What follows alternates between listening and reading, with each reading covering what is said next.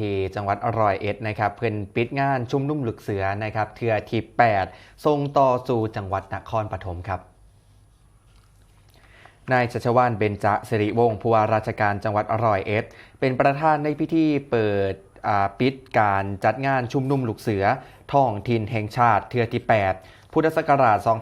2569โดยมีผู้บังคับบัญชาลูกเสือบุคลากรทางการลูกเสือและลูกเสือเนตรนารีจากทั่วประเทศเข้าร่วมณค่ายลูกเสือมณฑลทหารบกที่27อำเภอเมืองร้อยเอ็ดจังหวัดร้อยเอ็ดครับ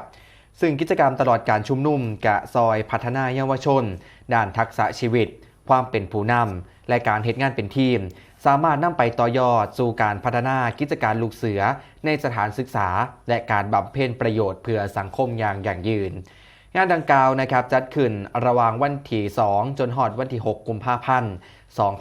2569โอกาสนี้เองก็มีการจัดพิธีทรงมอบธงเจ้าภาพในการจัดงานเทือถัดไปให้แก่จังหวัดนครปฐมซึ่งกะสิเป็นเจ้าภาพในการจัดงานเทือที่9ต่อไปครับ